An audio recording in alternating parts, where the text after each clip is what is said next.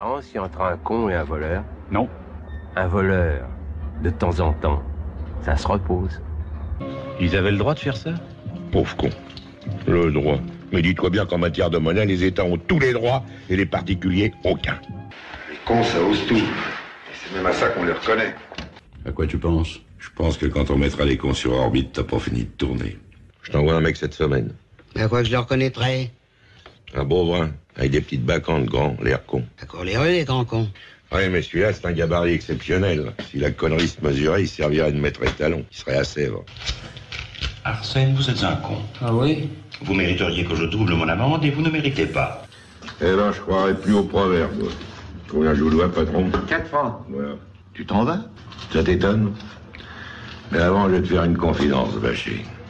Ton argent pue terriblement. Tu ne sens pas la charogne, tu pues la bêtise, la connerie. Et si ça se trouve, t'as même pas de cerveau. Et si on regarde au-dessus de ta tête, on doit voir tes dents. Et oui, les répliques cultes de Michel Audiard sur Sud Radio, André Berkoff, à propos des cons. Et à ce sujet, eh bien, il a aussi écrit ceci: un intellectuel assis va moins loin qu'un con qui marche. Et si la connerie n'est pas remboursée par les assurances sociales, vous finirez sur la paille. Non mais attendez Céline, ça vous pouvez faire l'émission entière là-dessus, parce que Michel Audiard est à la dénonciation des camps, la formulation des camps, ce que Barbès est à Rochechouart, Erckmann à Châtrian, et les frères de Goncourt aux frères de Goncourt, je veux dire. Et c'est quoi Michel Audiard? C'est pour ça qu'on est très heureux d'accueillir Philippe Durand et sa biographie. C'est que Michel Audiard, c'est vraiment une tradition française. Et c'est un XXe siècle où il a adapté l'esprit, hein. Je veux dire, on peut en citer tonnes, les Sacha Guitry, les Henri Janson, les très grands pamphlétaires, en fait, qu'on a eu au 18e, 19e, 20e siècle. Il y a eu des pamphlétaires avant le cinéma, mais quelque part, l'adression Audiard, on en parlera avec son biographe, il y a c'est formidable, comment dire, c'est ça la formule, c'est que ça frappe, c'est qu'en quelques mots on a tout dit, on n'a pas besoin de revenir et tout dit, et c'est vrai que c'est quelqu'un de... Il en a sorti vraiment, encore une fois, mais quand il dit par exemple qu'il y a très peu de poissons volants, certes il y a des poissons volants, mais c'est pas la majorité de l'espèce. Et puis ces films qu'on revoit, vous savez très bien, je voudrais citer un. Les Tontons Flingueurs. Les Tontons Flingueurs, qui a été fait en 53. Vous savez qu'il y a un cinéma à Paris, mais il y en a d'autres qui donnent très régulièrement les Tontons Flingueurs. C'est un cinéma encore. Mais moi, j'ai assisté à une séance, je me rappellerai toujours, c'était il y a quelques années, où le public entier reprenait par cœur toutes les répliques, je dis bien toutes les répliques du film pendant 1h30. C'était extraordinaire, parce que c'est par cœur, et son plaisir, c'était ça, on était là. Donc, ça devient quelque chose d'autre, ça devient quelque chose de culte, avec cet esprit français, malheureusement, qu'on retrouve moins aujourd'hui. Et puis, il y avait tous les gens avec qui il a joué, Céline, les gars, tous les acteurs, comme réalisateurs et comme dialoguistes, les Gabin, les Ventura, les Belmondo, les Girardot, les Funès, Delon, Montand, Michel Serrault, etc. Et c'est extraordinaire. C'est, je sais pas, presque un demi-siècle, en tout cas 40 ans de cinéma français. Et voilà que une biographie paraît, celle de Philippe Durand. Elle est très intéressante et on va passer le temps à vous en parler. Et puis, vous allez le lire, cette biographie, vous allez la lire, parce que vous allez vous repaître de ce qu'a été ce Michel Audiard. Et oui, ce Michel Audiard, effectivement, ce Titi parisien à la gouaille légendaire. Comment est-il devenu ce dialoguiste si grand, si grandiose du cinéma français? On en parle tout de suite dans un instant sur Sud Radio. Radio La Culture dans tous ses états, André Berkoff, Céline Alonso. Tu vois, même si c'était à refaire, eh ben je crois que je t'épouserais de nouveau. Mais tu m'emmerdes. Albert. Tu m'emmerdes gentiment, affectueusement, avec amour, mais tu m'emmerdes. J'ai déjà vu des faux culs, mais vous êtes une synthèse. La connerie à ce point-là, moi, je dis que ça devient gênant. Où avez-vous appris à dire autant de conneries? 2 ans de télé. Tu pues la bêtise, la connerie. Et si ça se trouve, t'as même pas de cerveau. Et si on regarde au-dessus de ta tête, on doit voir tes dents. Je pensais que l'enquête serait faite par un imbécile, manque de chance, tombé sur moi. Écoute, on te connaît pas. Et laisse-nous te dire que tu te prépares des nuits blanches, des migraines, des nervous breakdown. comme on dit de nos jours. Les institutions, la notoriété, le prestige, tout est bafoué et tout. Le roi s'endort, on dessoude le dauphin. Jolie manière.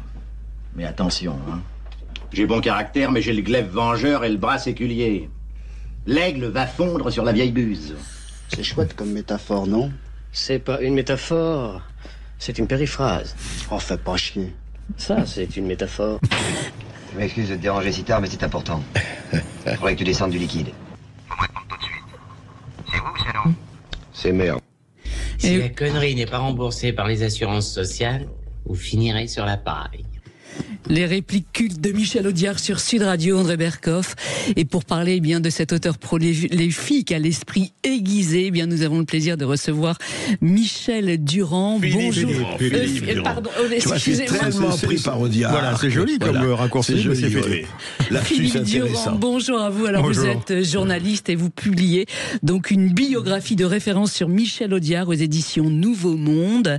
Alors à la lecture de cette biographie, bien on s'aperçoit, on se rend compte à quel point rien ne le prédestinait à avoir une telle carrière.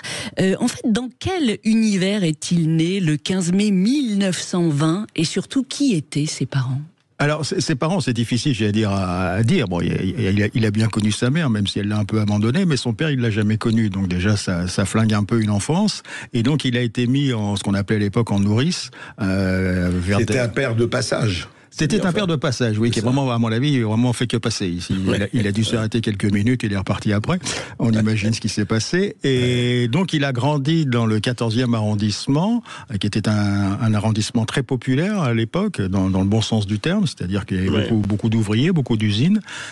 Et il aurait dû d'ailleurs, parce qu'il a eu des diplômes, notamment de soudeur à l'autogène, c'est toute une époque, et il aurait dû continuer comme ça, ouvrier, et en fait ça ne l'intéressait pas, et il a fait une découverte grâce à un prof, comme quoi les profs sont toujours utiles, il a découvert la littérature. Oui, alors revenons grâce quand même au prof, oui, grâce au prof, voilà, c'est un prof qui lui dit, il faut lire, ce qui est pas idiot d'ailleurs. Ce qui est très... Oui. On reviendra sur le détail effectivement de sa scolarité dans un instant sur Sud Radio, mais revenons quand même sur cette enfance. Sa maman, pourquoi l'a-t-elle abandonnée à l'époque ? Elle était issue de la bourgeoisie, petite bourgeoisie, c'est ça, du Puy ? Voilà, c'était donc le Puy, la petite bourgeoisie du Puy, mais en fait, pourquoi elle l'a abandonnée ? Pour des raisons strictement financières, c'est-à-dire qu'elle ne savait pas comment éduquer cet enfant, comment le nourrir, comment l'aider, donc le plus simple était de le mettre chez quelqu'un pendant une période relativement courte, mais qui en fait a duré toute l'enfance de Michel Audiard.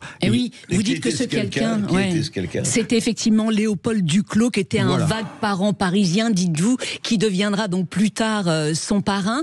Voilà. Mais lui, comment enfant il a vécu cet abandon ?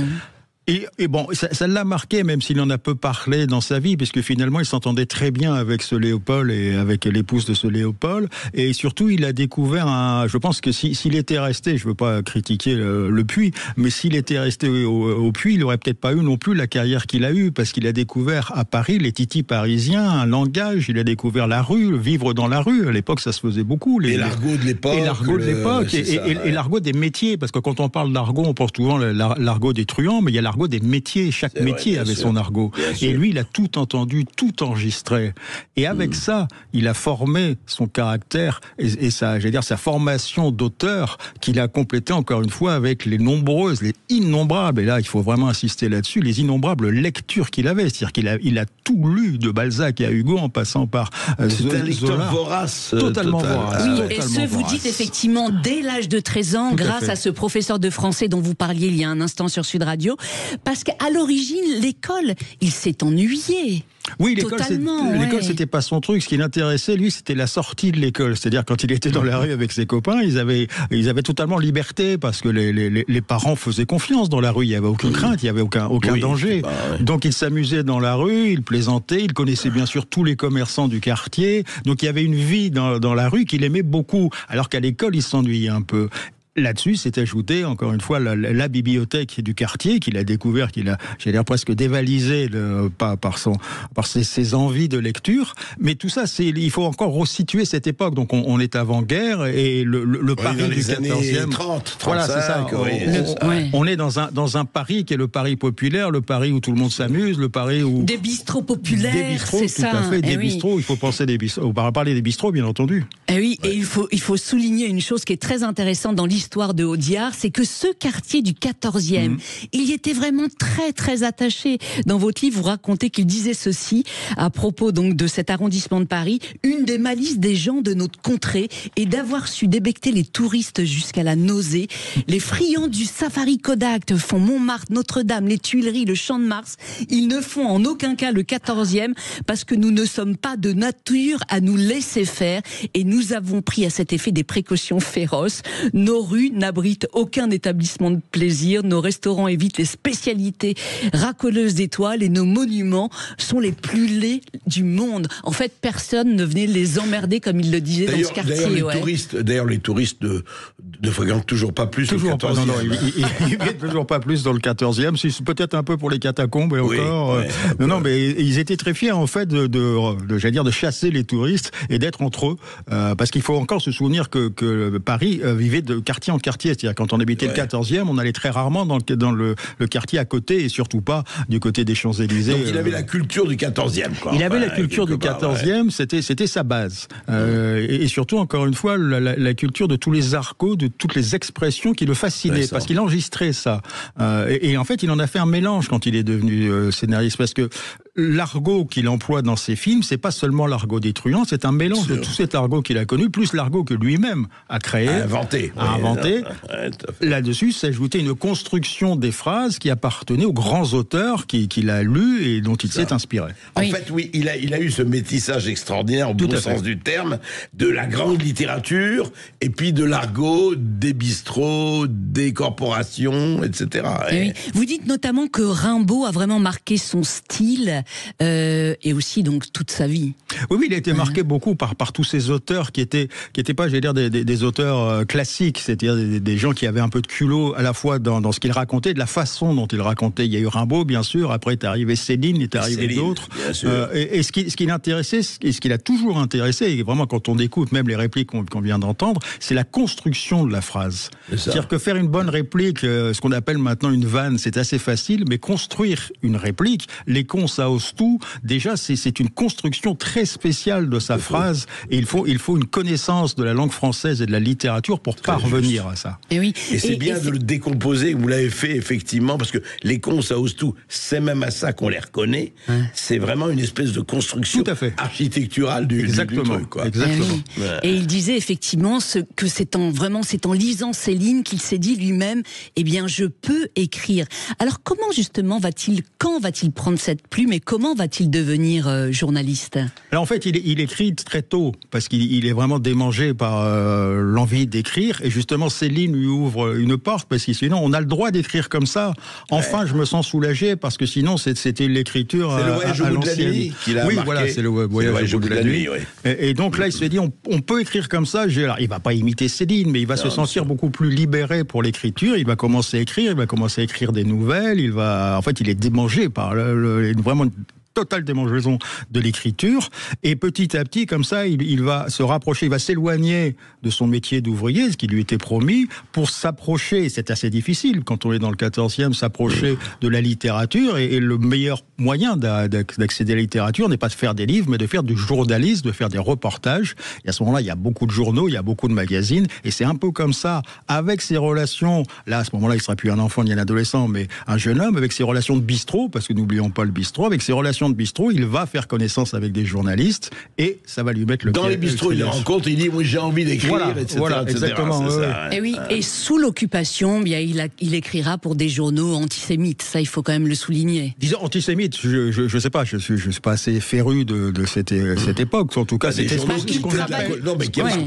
qu'on appelle des journaux collaborationnistes. C'est-à-dire, en fait, les journaux qui ont continué à exister ont existé, bien entendu, avec l'accord des occupants allemands. Ça, c'est une évidence. Il a travaillé là-dedans. Il a surtout travaillé en étant critique de théâtre d'abord et ensuite critique de cinéma. Ce qui l'a amené petit à petit d'ailleurs au cinéma. Oui, enfin l'Appel était vraiment un journal antisémite. Le slogan de ce journal, c'était « Grand quotidien de combat pour l'épuration de la France et la défense du peuple ». Il a quand même, dans ses critiques, il a écrit des textes antisémites. Il publie des nouvelles en 1943, juste après les rafles de Marseille et du Veldiv. Dans ces nouvelles, il décrit ainsi les Juifs. Il les caractérise par une veulerie suante, une odeur de chacal et haute synthèse de fourberie. Écrivez-vous, il s'en prend aussi donc au monde qu'il est convenu d'appeler artistique et qui demeure dans sa majorité le plus coquet ramassis de faisans juifs, métèques, margoulins, écrit-il. Et dans une chronique, il a quand même taxé Joseph Kessel de petit youpin. Était-il vraiment collabo ? Alors, franchement, je ne sais pas répondre à cette question. Moi, vous en parlez dans votre livre. Oui, j'en parle, bien entendu. Non, mais moi, ce qui m'intéresse quand je fais une biographie, c'est de donner des éléments au lecteur, et c'est au lecteur de conclure. Je ne veux pas conclure à sa place. J'ai mes propres opinions, mais qui sont, j'allais dire, un peu floues. Moi, je mets sur la table les éléments, chacun les... ça a existé. Voilà. Non, mais ce qui est bien, vous ne savez pas ni de cacher, ni de cacher, vous dites, voilà. Il y a eu ça, il y a eu ça. Mais il s'en est, alors juste un mot, il s'en est. Parce que moi, j'ai discuté avec lui, je le connaissais pas bien, moi, j'ai discuté avec lui, mais il s'en est expliqué après ou pas du tout. Très peu. Il a souvent, j'allais dire, évité la conversation. Et d'ailleurs, il n'en a pas parlé dans ses écrits. Il a parlé de la guerre, il a parlé de la collaboration, etc. d'une manière différente. Non, parce que c'est un sujet compliqué déjà. C'est un sujet. Il faut vraiment être historien de l'époque et se souvenir de l'époque. Il faut savoir aussi que c'était l'époque du STO. C'est-à-dire que si quand on était un jeune homme et qu'on n'avait pas de travail, on se retrouvait en Allemagne et qu'il fallait d'une manière ou d'une autre trouver un moyen. Alors là, il y avait deux moyens, c'était faire la résistance, mais c'était pas forcément facile, sinon trouver un boulot. Alors je veux pas du tout, encore une fois, le dédouaner. Lui, il dit effectivement qu'il s'est battu pendant 4 ans pour échapper au STO. Voilà, c'était ça. Le STO, c'était quand même pas le truc le plus sympathique du monde. C'est-à-dire qu'on se retrouvait en Allemagne dans des conditions de travail qui étaient assez pénibles. Et donc lui a tout fait pour éviter ça. Et donc il a effectivement écrit des textes qui sont ceux que je raconte. La collaboration active. Non, jamais. Il faut préciser qu'il a jamais dénoncé les Juifs, il a jamais été chercher des tableaux dans les appartements des Juifs, tout. Il ne les aimait sans doute pas à l'époque. Ce qu'il faut aussi rappeler, là encore petite parenthèse historique, c'est que j'allais dire toute la France d'avant-guerre et même pendant une grande partie de la guerre, et je parle de la France concernée par le cinéma, était antisémite. C'est-à-dire que les Juifs qui ont fait le cinéma français étaient détestés par les Français qui se sont laissés déborder par ces messieurs. Et il y avait notamment, il y a eu pas mal d'exemples assez significatifs à cette époque. Il y avait vraiment un conflit entre le même, je ne vais pas citer de nom, mais je vais dire, si je vais les citer, Gaumont, Pathé, tous ces grands messieurs, ne regardaient pas d'un œil très agréable ces Juifs qui travaillaient dans le cinéma, et qui avaient le courage de faire des films que les Français n'osaient pas faire. Et puis il ne faut pas oublier aussi que quelqu'un qui a été, sinon un résistant, en tout cas un anti-nazi exemplaire comme Gabin, est devenu l'un des meilleurs amis, d'Audiard. Enfin, après, les choses... Alors, après la guerre, Audiard a quand même réussi à continuer son métier de journaliste, mais il a quand même été sanctionné parce qu'on lui a interdit, on n'y a pas remis sa carte de presse.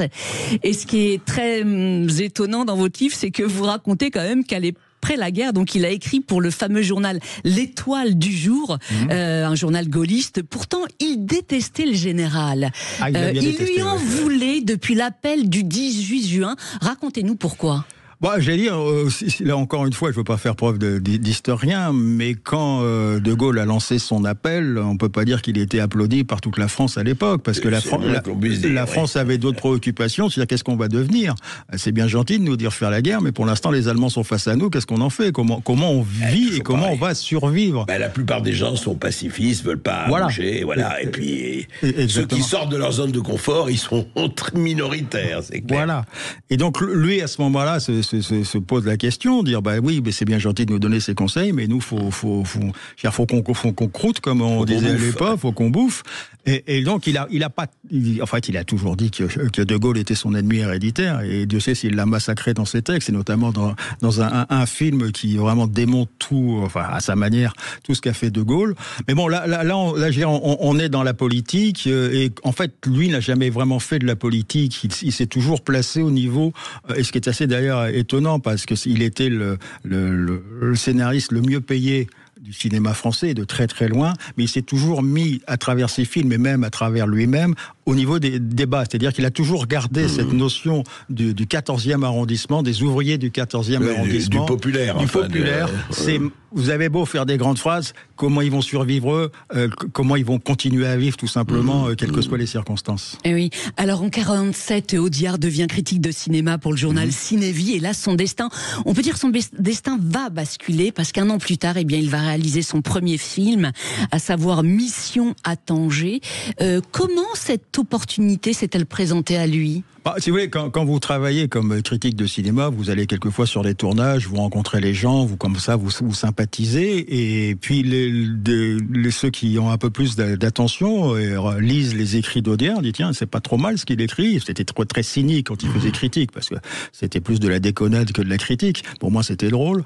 Et à ce moment-là, il y a un garçon qui s'appelle André Hunebelle qui veut se lancer. Et normalement, son fils écrit les scénarios, et là, son fils est malade, et il cherche un scénariste. On lui parle de Michel Audiard, qu'il connaissait un peu. Il dit, est-ce que vous pourriez me faire une ébauche d'histoire ? Et non seulement il fait une ébauche, mais il fait pratiquement toute l'histoire. Et là, André Hunebelle est très étonné en disant, non seulement c'est original, mais il y a un ton. Il y a vraiment une façon de parler qui le déroute, et il lance le film qui va donner Mission à Tanger, et effectivement là le public va découvrir une nouvelle façon de parler très originale. En quelle année ça ? C'est juste après la guerre, donc il sort en 49 ce film. Et là tout d'un coup on découvre vraiment le talent de Michel Audiard. Ça aurait pu être un échec, et dans ces cas-là Michel Audiard c'était fini et tout de suite. Par chance ou par talent, ça a été un gros succès avec plus de 2 millions de spectateurs à l'époque. Et là, tout d'un coup, on s'est dit, mais il y a un véritable auteur. C'est assez intéressant de voir jusqu'où il va aller. Et il a été très, très, très loin. Et oui, et c'est le grand début de Michel Audiard, on va continuer à parler. Effectivement, on en parlera dans un instant sur Sud Radio.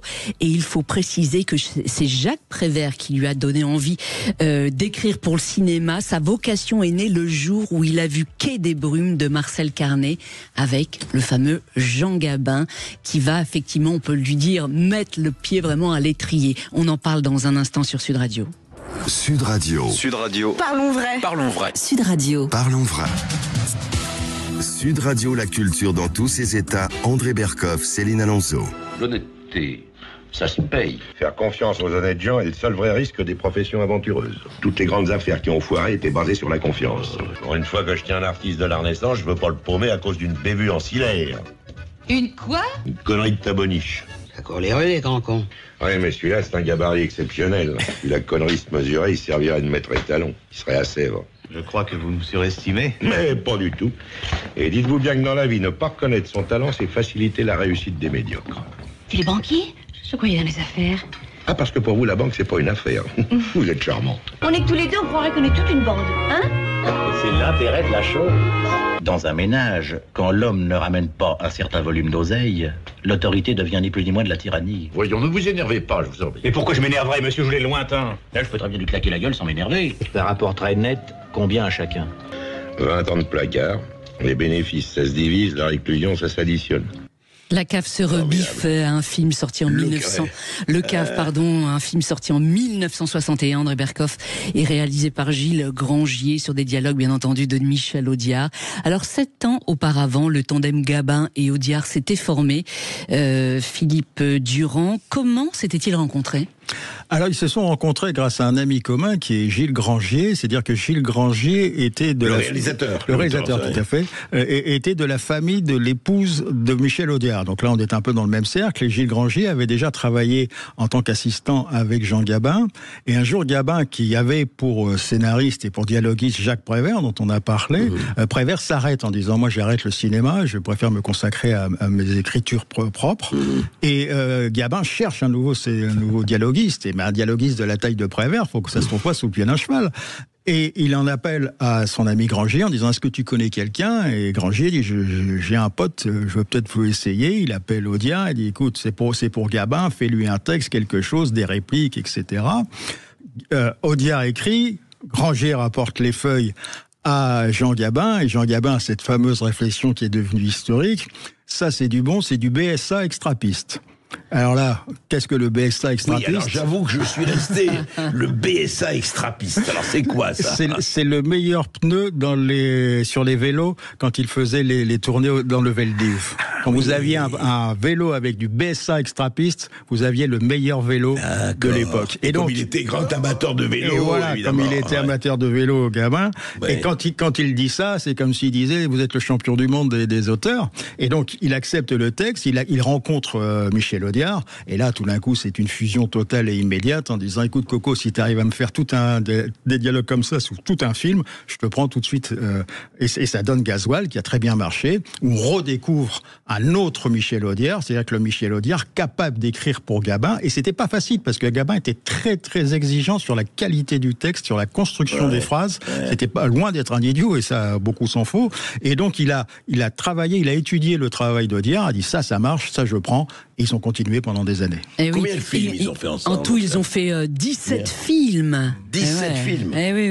Oui, c'est-à-dire qu'en fait, dès le départ, dès Gasoil, en fait, Gabin a imposé Audiard sur tous ses films. Voilà, par contrat, il était marqué, parce que Gabin signait des contrats sur 3, 4 ou 5 films, parce qu'il avait la trouille, c'est de perdre sa notoriété. En quoi il a tort, parce qu'il a été le numéro 1 jusqu'à la fin. Enfin bref, il avait ce droit-là. Donc il signait 3 contrats. Sur ces 3 contrats, était marqué dialoguiste Michel Audiard, réalisateur Gilles Grangier ou Henri Verneuil. Il pouvait interférer comme ça, mais c'était sur contrat. Donc, dès qu'il y avait un film qui était annoncé, même si Audiard n'était pas dans le coup, Gabin a appelé Audiard, dit bon, ça y est, j'ai signé un contrat, à toi de bosser maintenant. Voilà le sujet, débrouille-toi avec ça. Et oui, et il faut le préciser parce que quand ils se rencontrent, nous sommes en 1954.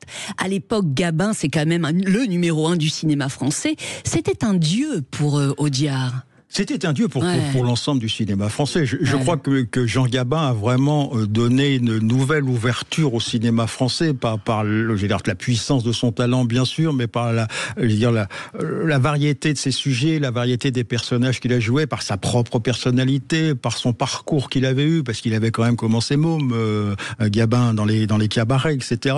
C'est quelqu'un c'était vraiment le numéro 1 du cinéma français. Et c'est peut-être d'ailleurs un peu ce qui manque aujourd'hui au cinéma français, c'est quelqu'un qui est une référence absolue, non pas à imiter, mais à respecter. Philippe Durand, juste un mot, justement, parce que je crois que ce serait bien de préciser pour nos auditeurs.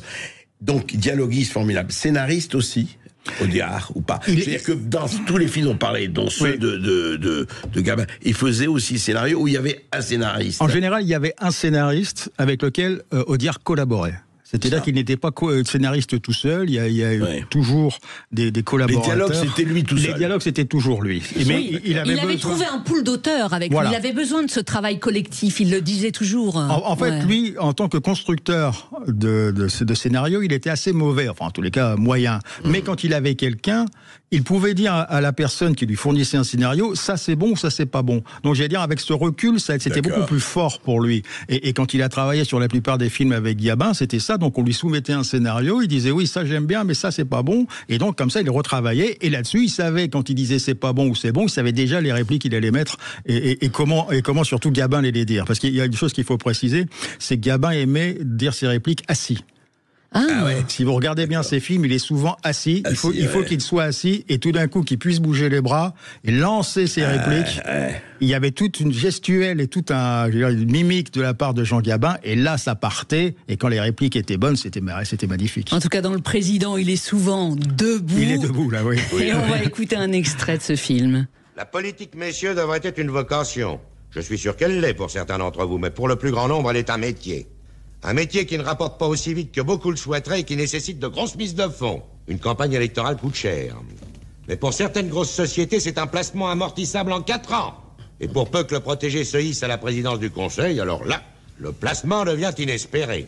Les financiers d'autrefois achetaient des mines à Djelitzer ou à Zoa. Eh bien, ceux d'aujourd'hui ont compris qu'il valait mieux régner à Matignon que dans l'Oubangui, et que de fabriquer un député coûtait moins cher que de dédommager un roi nègre. Et oui, extrait du discours du président Émile Beaufort. C'est l'un des rôles les plus marquants de Gabin. Oui, juste un mot avant de ça. C'est que c'est extraordinaire, c'est une actualité totale. Toujours. Je veux dire, ça n'a pas perdu, mais une ride, ça n'a pas pris une ride, pardon.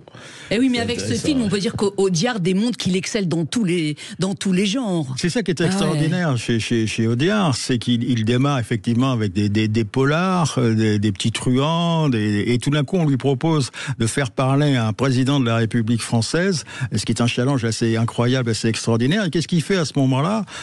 Il va pas inventer des phrases parce que c'est assez difficile. Il a jamais fait de politique. Il va relire tout Clémenceau, tous ces grands, ces grands tribuns de l'époque. Et de là, il va s'inspirer. Et là, il va créer les phrases qu'on vient d'entendre et tout ça, qui sont des phrases magnifiques. Mais encore une fois, c'est son talent de repérer les phrases et de savoir s'imprégner d'une ambiance pour créer cette magnifique, qui restera je crois dans l'histoire du cinéma, cette magnifique session à l'Assemblée nationale dans ce film. Et oui, alors grâce à Gabin, donc Audiard va rencontrer Blier, Ventura, Lefebvre, Blanche et écrire surtout des films pour plein d'autres grands noms du cinéma.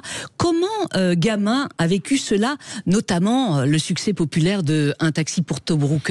Alors Gabin l'a bien vécu parce que grâce à Michel Audiard, il a été confirmé numéro 1 du cinéma français. Donc chaque fois qu'il y a un Audiard Gabin, ils se sont aidés. Et là, il faut vraiment préciser que quand on disait au public c'est du Gabin Audiard, le public se précipitait.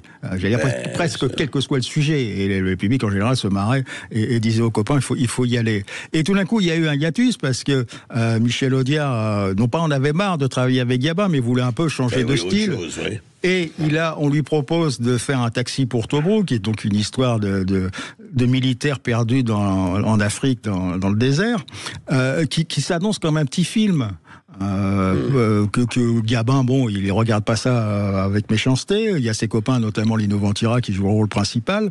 Mais les répliques, il y a Aznavour, bien sûr, Maurice Biro, et Hardy Kruger pour faire l'allemand. Et dans ce film, encore une fois, Michel Audiard trouve des répliques magnifiques, étonnante à la fois sur le comportement des soldats, sur la guerre, il y a toute une réflexion qui est derrière ce film, et ce film qui était un petit film, même quand la Gaumont l'a sorti en disant c'est un petit film, on va le sortir, ça amuse ces messieurs, c'est un énorme succès. Et tout d'un coup, là, effectivement, Gabin prend la mouche en disant, il dit à Michel Audiard, t'es bien gentil d'écrire pour les copains, mais s'ils ont plus de succès que moi, ça va pas se faire. Il s'est senti un peu trahi. Il s'est senti un peu trahi, oui. Il y a eu une espèce, un début de clash qui a, porté jusqu'à une séparation pendant quelques années. Mais oui, il y a une forme de trahison. C'est les égos, ça. Voilà, c'est les égos. J'aime bien Lino, mais il est numéro 2. Ben non, tout d'un coup, Lino devient numéro 1. Et oui, en fait, pendant 5 ans, ils ne travailleront plus ensemble, ce qui a permis à Audiard de rencontrer un autre complice, à savoir Georges Lautner, avec qui il fera donc 14 films, notamment Les Tontons Flingueurs. Faut reconnaître. C'est du brutal. Vous avez raison. Il est curieux, hein. J'ai connu une polonaise qu'on prenait au petit déjeuner. Faut quand même admettre que c'est plutôt une boisson d'homme.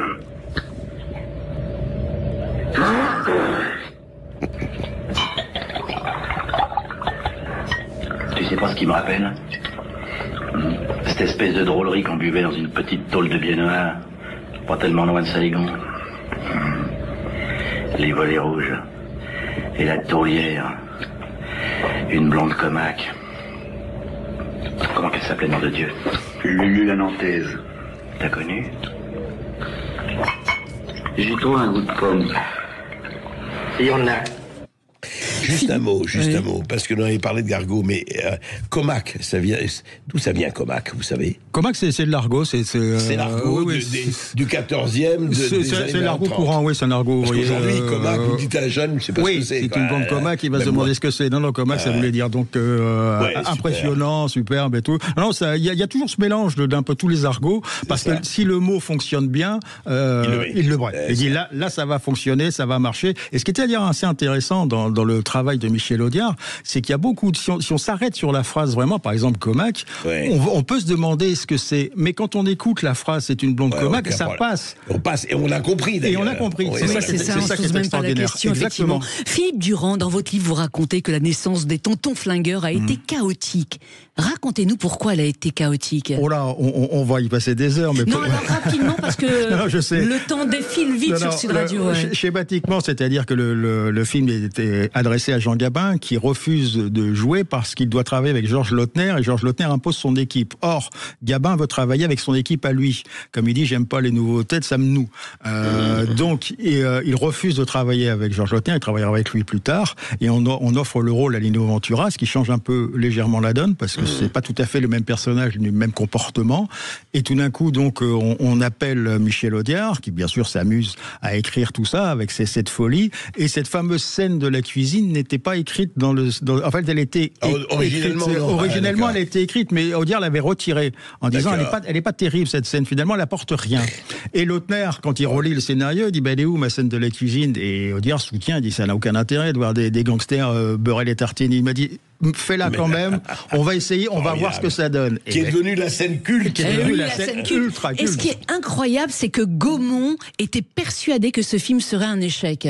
Ah, totalement, mais totalement. C'est-à-dire qu'à un moment, ils ont même failli arrêter le tournage en disant autant arrêter maintenant que perdre encore des sous en continuant le tournage. Et ça a vraiment été un massacre. Tous ceux qui, parce que je les ai tous rencontrés, enfin tous ceux qui ont survécu, qui ont travaillé sur ce film en disant mais tout le monde nous disait vous allez droit dans le mur, arrêtez de faire ça, c'est nul, ça n'a aucun intérêt, il n'y a pas de scénario, il n'y a pas d'histoire. Et le film sort, ce qui est assez systématique, sort pratiquement sans publicité. Il n'y a aucun magazine, aucun journal qui vient interviewer Lautner, Ventura et la bande. Rien. Ah oui, même pas de trucs médiatiques. Il y a eu quelques trucs dans les journaux, des petits placards, mais pas du tout de pub, parce qu'au même moment, Gaumont avait mis tous ses sous dans un film un western, réalisé par Robert Hossein, qui a été un échec total. Et donc, en mettant tous les sous d'un côté, on s'est dit, bon, les tontons flingueurs, on va le sortir, on verra ce que ça donne. C'est pas très grave, ça ne nous a pas coûté très cher, parce qu'en plus, ce qu'il faut savoir, c'est que tous les personnages qui sont là, sauf Lino Ventura, ont dû réduire leur cachet. En disant, on vous bosse un petit film, faites un effort, allez, vous nous divisez par deux et tout ça. Et sans qu'on puisse expliquer, et encore aujourd'hui, je serais incapable de vous l'expliquer, ça a été un succès immédiat. C'est-à-dire en l'absence... Et ça a duré des semaines. 59 semaines à l'affiche à Paris, André. 59 semaines, presque un an. Un an. Et en fait, c'est le bouche à oreille qui a fonctionné tout de suite. Mais ce qui est intéressant, c'est de savoir qui sont les premiers qui ont été, qui, à peine sortis, ont dû appeler tous leurs copains en disant « Va voir les tontons flingueurs ». Et oui, en tout cas, avec ce film, Audiard est au sommet de sa gloire et il le restera. En 1966, il décide de passer à la réalisation et de ne mettre en scène que ses propres scénarios. Pourquoi ? Et pourquoi surtout à partir de 1975 ? Eh bien, c'est une phase sombre de lui-même qu'il révélera dans son film. On parle de tout ça dans un instant sur Sud Radio. Bonjour. C'est pourri qui est un autre pourri. T'es suspecte. Les flics m'ont interrogé. La déclaration de M. Maréchal concernant l'emploi du temps, j'allais dire la Libye de M. Dubaï. Les flics t'ont posé des questions sur lui ? Philippe était avec moi hier soir. Si vous n'aviez pas été avec lui hier soir, il aurait été chez nous ce matin, vivant. Philippe est mort. Un accident. Spécial. C'est pas un accident. J'ai peur pour toi.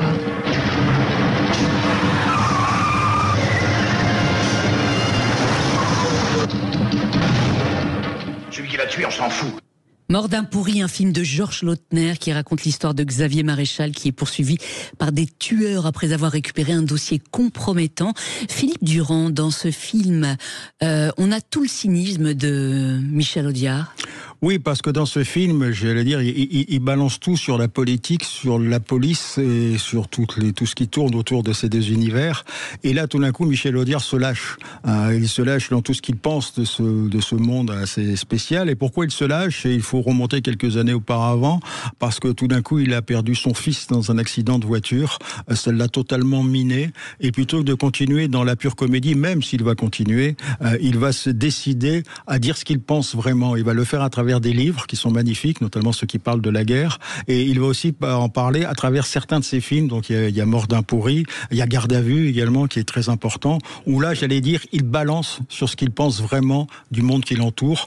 Il est très cynique, il est très aussi on peut dire négatif, mais ses répliques... il est dur, c'est-à-dire qu'il devient dur, c'est plus la satire. On n'est plus dans la rigolade, on est dans des répliques qui font mouche, mais qui font mal. Et oui, et c'est à cette époque, donc, effectivement, qu'il s'est rapproché de Michel Serrault, qui lui-même avait perdu sa fille dans un terrible accident de la route en 1977. Ouais. Voilà, tout d'un coup, les deux Michel, j'allais dire, vont s'associer, vont même se fondre, c'est-à-dire que Michel Audiard va trouver des phrases que Michel Serrault va réussir à dire, et ils partagent la même opinion sur ces phrases et sur cette vision, encore une fois, du monde.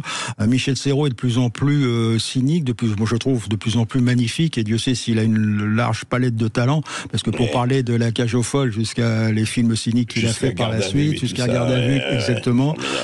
Et donc on découvre un autre univers de la part de Michel Audiard, mais qui est également son univers, j'allais même dire, qui est vraiment sa façon de voir les choses, et que, j'allais dire, pour caricaturer un peu, le petit rigolo qu'il était avant cache un véritable auteur, parce que quand on écoute les répliques de Mordin Pourri, ne serait-ce que Mordin Pourri, ce sont des répliques magnifiques, et il y a une scène avec Klaus Kinski qui parle de toute la fortune du monde et comment fonctionne le monde. C'est une scène de quelques minutes. En quelques minutes, Michel Audiard résume ce qu'est la situation à cette époque-là et qu'il l'est encore aujourd'hui. Et oui, alors vous parliez de Garde à vue. Garde à vue, il faut le préciser, c'est le seul film pour lequel il a reçu donc un César, le César du meilleur scénario, donc il a partagé avec Claude Miller et Jean Herman. Pourquoi a-t-il été aussi boudé par la profession ? Oh, alors là, c'est toute une histoire. C'est parce qu'on considérait Michel Audiard comme quelqu'un de vulgaire. Oui, vraiment, c'était ça. Oui, vraiment. La nouvelle vague, surtout. Pas seulement la nouvelle vague. Je vais faire un petit témoignage très court. C'est quand j'étais étudiant, j'ai rejoint une session de cinéma et on demandait qu'est-ce qu'on va faire comme sujet. Moi, le premier sujet que j'ai balancé, c'est de dire, tiens, si on faisait une rétrospective Michel Audiard. Je peux vous dire que les 10 personnes autour de la table, si je leur avais craché dessus, ils auraient pas eu la même réaction. Michel Audiard, mais c'est une honte de faire ça. Quel intérêt ?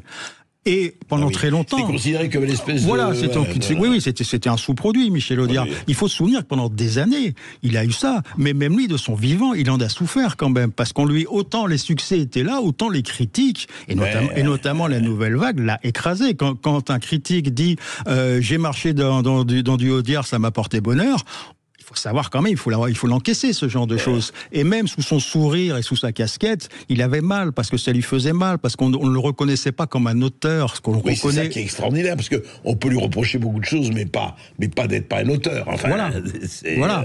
Et j'allais dire, c'est aujourd'hui, enfin depuis quelques années, quelques dizaines d'années, qu'on a reconsidéré, qu'on a revu Michel Audiard, et qu'on a quand même écouté Michel Audiard, ce qu'il a écrit, ce qu'il a fait, et là, le talent est évident, mais ça a été long. Oui. Mais alors justement, aujourd'hui, comment expliquez-vous qu'il n'y a pas de dialoguiste à sa hauteur ?